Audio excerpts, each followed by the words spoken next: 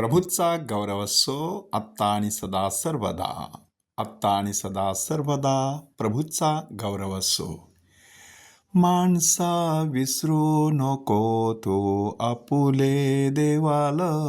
माणसा विसरू नको.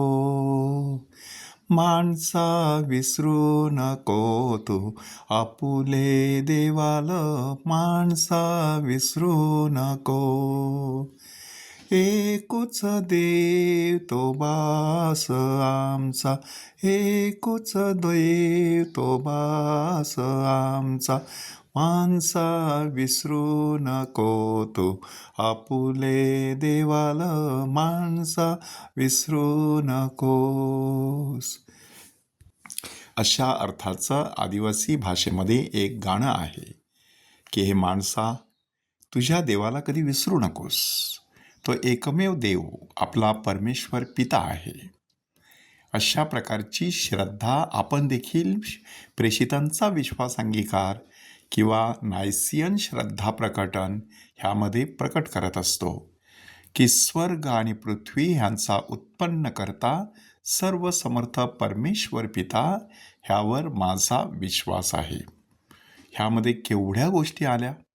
स्वर्ग आणि पृथ्वीचा उत्पन्न करता म्हणजे परमेश्वर सर्वप्रथम उत्पन्न करता आहे. स्वर्ग आणि पृथ्वी यांचा उत्पन्न करता आणि तो सर्व समर्थ आहे. तो परमेश्वर पिता आहे. म्हणजे केवळ निर्माता नाही तर पिता सुद्धा आहे. आणि म्हणूनच त्याने आपणा प्रत्येकाला पित्याच्या प्रेमाने उत्पन्न करून आपल्यावरती प्रेम केलेलं आहे. अशा प्रकारच्या एकाच परमेश्वराची पूजा कर, मूर्तीपूजा करू नकोस, अशी पहिलीच आज्ञा आपल्याला मोशेकरवी देण्यात आलेली आहे.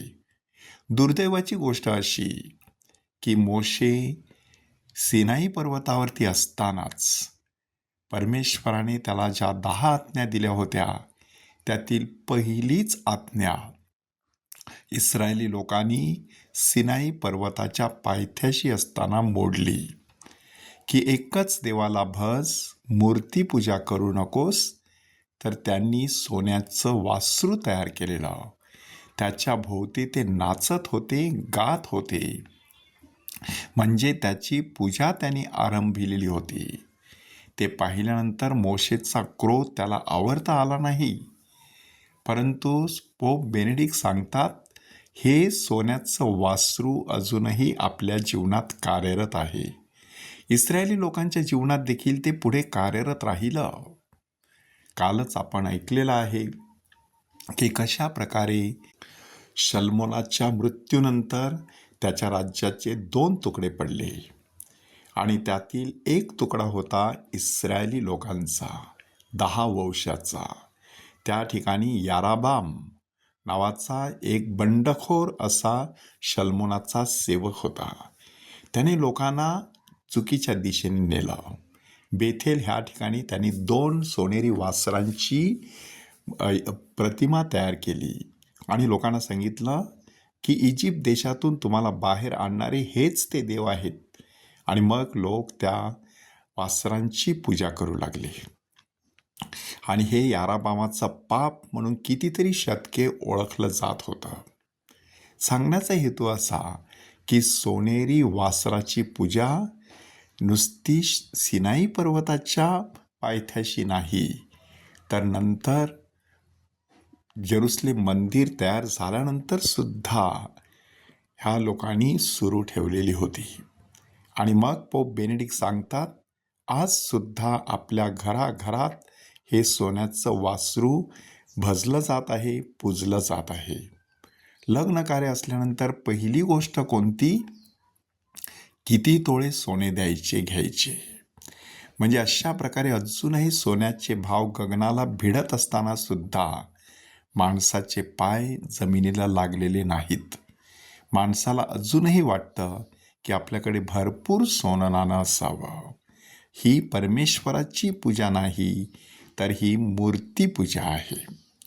आणि म्हणूनच प्रभू येशू ख्रिस्त आज लोकांसमोर आपलं एक रूप प्रकट करतो की जेव्हा लोकांना भूक लागली तेव्हा प्रभू येशू ख्रिस्ताने चमत्कार केला. 4,000 लोक तृप्त केले.